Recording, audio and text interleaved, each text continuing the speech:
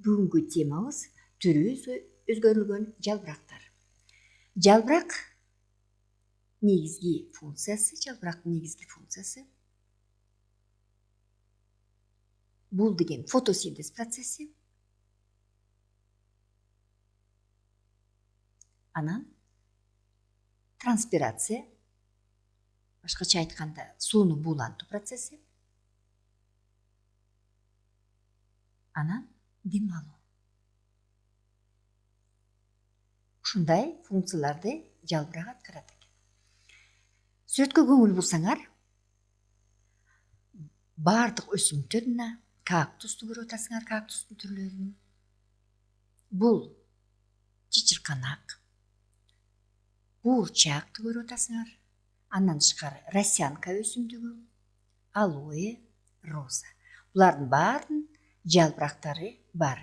Бирок булар жалбырактары өзгөчө функция аткарат экен, өзгөчө түзүлүштө экен. Мисалы, биринчи карап көрөлү, булар кактустар.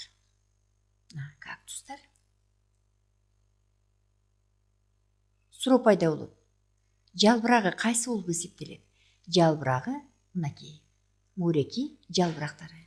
Кактустук жалбырактары ийнеге айланган. Бул сүрөттө барбаристи көрүп атасыңар. Барбаристе дагы тикенектери бар. Мынакей тикенектерин көрүп атасыңар. Булар дагы түрү өзгөрүлгөн жалбырак. Негизи мунун эки түрү жалбырак бар экен. Кадимкидей эле жашыл жалбырак, анан ийне жалбырактары. Бул коргоочу функцияны аткарат. Башка жаныбарлар жеп кетпесин деп, бул коргоочу функцияны аткарат экен.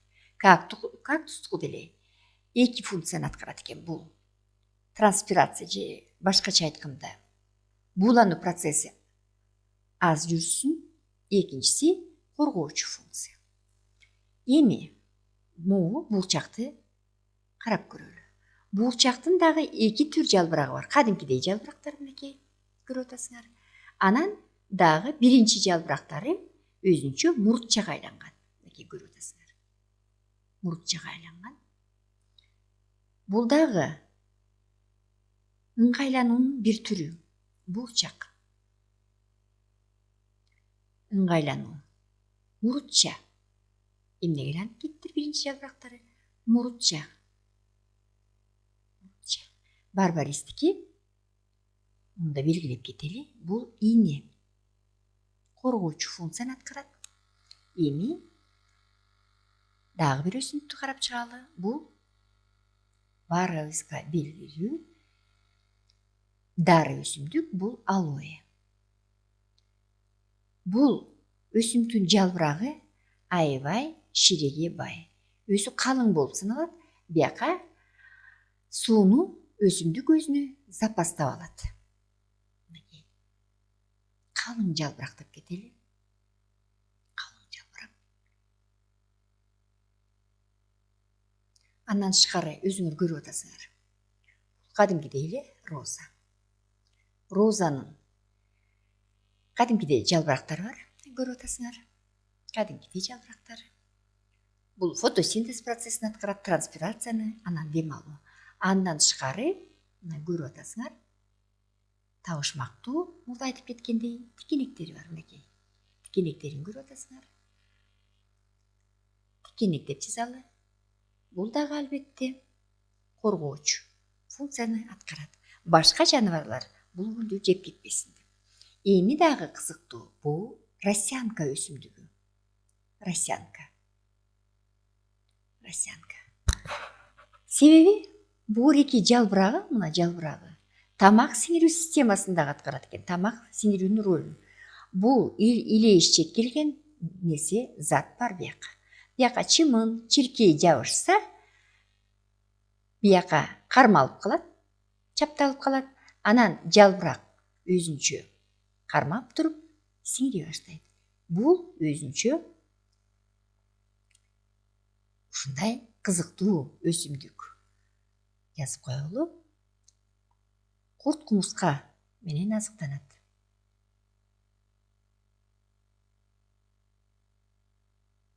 Курт кумурскалар менен азыктанган мынакей жалбырак.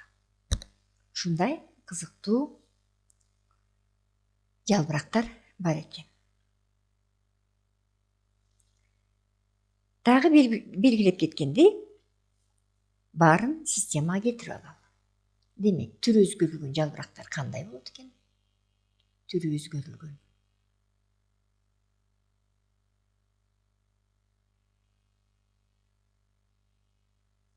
Түрү өзгөрүлгөн жалбырак эмне функцияны аткарат экен? Албетте, биринчи коргоочу. Мисалы, барбаристе, розаларда коргоочу функция эң биринчи. Экинчи функция бул деген запастоо. Жанагы алоэде запастоо. Андан тышкары бул тамактануу функцияны да аткарат.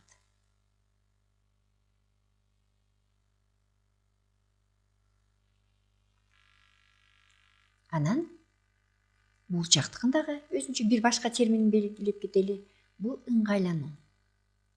Өсүүгө ыңгайлануу. Себеби буурчак жерге жатып калса, анын сабагы аябай мурт келет.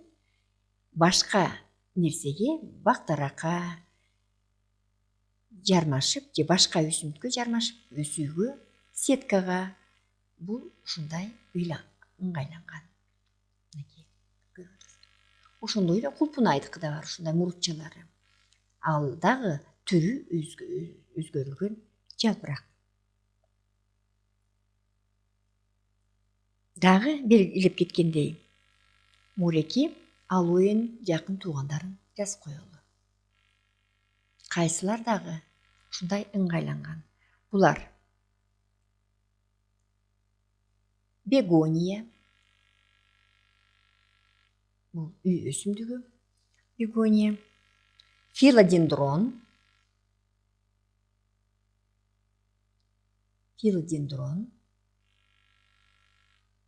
фикус. Бул өсүмдүктөр баарыбыз жакшы көрөбүз. Кактус. Компьютер менен иштегенде жанына коюп койсо, уулуу ультрафиолет нурларын бул өзүнө сиңирип алат экен. Дагы бир коргоочу функция аткарат экен. Булардын ичинен роза ханышасы болуп саналат. Үйдө өсүүчү өсүмдүктөр бегония, филодендрон, фикус. Булар башка мамлекеттерден, башка континенттерден керек болсо келген өсүмдүктөр. Мына түрү өзгөрүлгөн жалбырактар ушундай болот экен. Аларды эч качан башка органдар менен алмаштырбаш керек экен.